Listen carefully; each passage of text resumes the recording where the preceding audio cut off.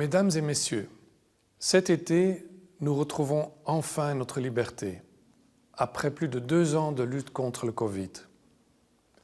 Même si malheureusement, il continue à nous poursuivre. La vie normale reprend. Notre économie a retrouvé un certain élan. Les autorités y ont aussi fortement contribué en prenant des mesures de soutien efficaces. Aujourd'hui, nous renouons progressivement avec la croissance. Même si des déséquilibres subsistent sur le marché du travail, l'emploi continue d'augmenter. Cependant, un certain nombre de nos concitoyens, notamment parmi les jeunes, sortent fragilisés de la pandémie. Ils ont besoin d'être écoutés, d'être compris dans leur vécu et d'être encouragés.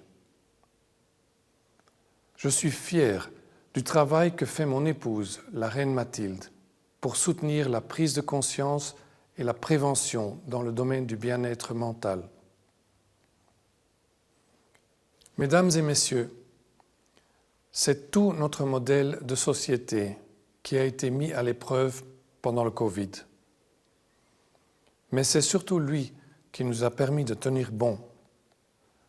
La lutte contre le coronavirus nous a montré que, même en temps de crise, nous faisons preuve de cohésion. Celle-ci requiert une coopération entre nos institutions, entre tous les acteurs concernés, mais aussi un discours public fédérateur. Si nous avons pu gérer une crise comme celle de la pandémie, dans le respect de la démocratie, c'est avant tout grâce à notre cohésion sociale. Une cohésion qui s'est exprimée aussi dans l'aide apportée aux victimes des inondations en Wallonie. Lors de notre récente visite dans la région, nous avons pu constater que de réels progrès ont été réalisés, même si des difficultés subsistent. Mesdames et messieurs, avec la guerre en Ukraine, nous sommes entrés dans une nouvelle période de l'histoire.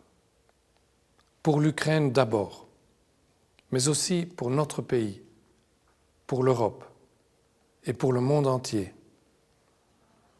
La guerre est tristement revenue à l'avant-plan de l'actualité, très près de chez nous, causant des souffrances inouïes. Les Ukrainiens se battent et meurent pour sauver leur pays, mais aussi pour sauvegarder la démocratie et les valeurs que nous partageons avec eux. Nous ne nous laisserons pas diviser par le chantage que nous impose une puissance nucléaire pour rompre notre solidarité avec l'Ukraine. Nous continuerons de soutenir le peuple ukrainien. Beaucoup de pays dans le monde souffrent des conséquences de ce conflit, certains de façon dramatique. Pour notre part, nous ressentons déjà les effets directs de l'inflation aggravée par les tensions internationales. La forte augmentation du coût de la vie risque de fragiliser notre économie, mais aussi notre société. La montée des prix rend la vie difficile pour nombre de nos concitoyens. En premier lieu, les ménages à bas revenus, les familles monoparentales et les personnes vivant d'un revenu de remplacement. Nous devons absolument éviter que les écarts continuent à se creuser entre les différentes couches de la population, que de nouvelles poches de pauvreté s'installent ou s'étendent.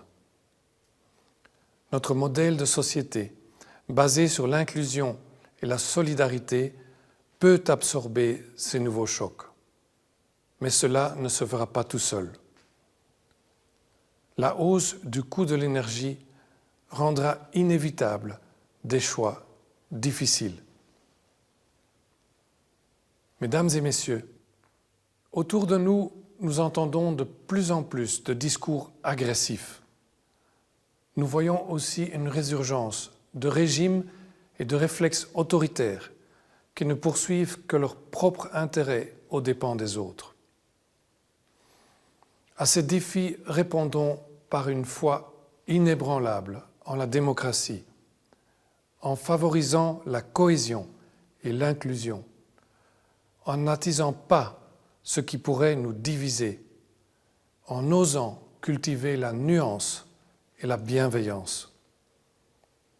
Dans ce contexte de crise, c'est précisément la cohésion au sein de l'Union européenne qui nous a permis de formuler des réponses communes dans les domaines de la santé, de la défense, de l'énergie et de l'accueil de réfugiés.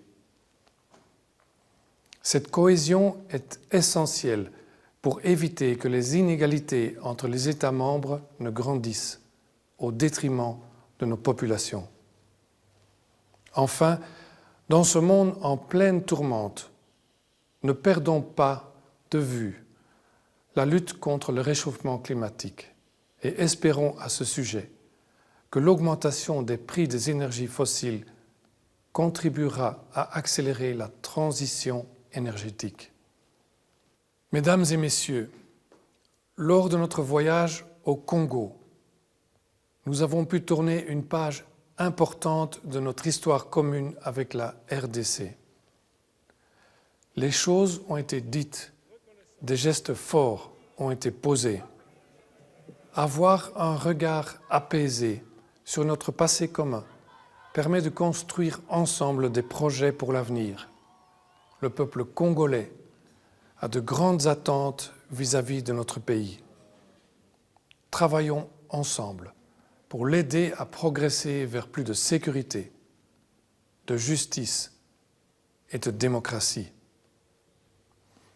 Avec notre coopération au développement, avec notre diplomatie et avec notre armée qui font un excellent travail. Œuvrons avec la communauté internationale à la résolution du conflit si meurtrier qui se déroule à l'est du Congo. Mesdames et messieurs, les défis auxquels nous sommes confrontés restent nombreux. Mais si nous gardons le cap, si nous préservons notre cohésion, nous pouvons assurer notre avenir. La Reine et moi vous souhaitons une joyeuse fête nationale et un bel été. Vive la Belgique!